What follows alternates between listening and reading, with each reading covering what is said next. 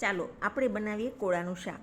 કોળાના શાક માટે લીલી છાલવાળું અને અંદરથી થોડું રાતાસ પડતું કોળું છે એવું કોળું પસંદ કરવાનું, જેનું શાક એકદમ મીઠું બને છે.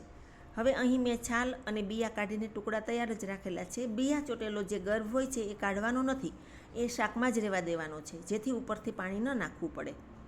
હવે મરચું પાવડર, હળદર પાવડર, રાઈ, જીરું, વરિયાળી તેમજ મસાલો જે મેં કરેલો છે અને આદુ મરચાંની પેસ્ટ અને ટમેટાના ટુકડા તેમજ કઢી પત્તા. તેલ થઈ ગયું છે, એમાં રાઈ, જીરું, વરિયાળી નાખીશું તેમજ કઢી પત્તા નાખીશું.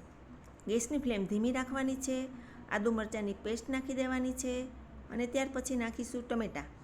ટમેટાના ટુકડા નાખીને ખાસ ધ્યાન રાખવાનું છે કે આપણે એને હલાવતા રહેવાનું છે અને ખાસ ધ્યાન રાખજો, ગેસની ફ્લેમ ધીમી રાખવાની છે. હવે નાખીશું આપણે હળદર પાવડર, મરચું પાવડર તેમજ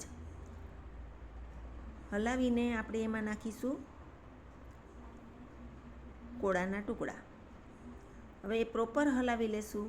પછી ઉપરથી જે મેં તૈયાર કરેલો મસાલો છે એ ઉમેરશું. પછી હલાવવાનું નથી અને સીધું જ ગેસની ફ્લેમ ધીમી કરીને આપણે ઢાંકણું બંધ કરી દેવાનું છે કુકરનું અને 5 થી 10 મિનિટ પછી આપણું શાક જુઓ રેડી છે.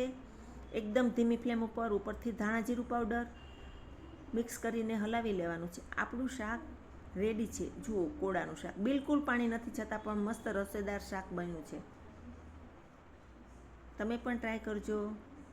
Okay, bye bye.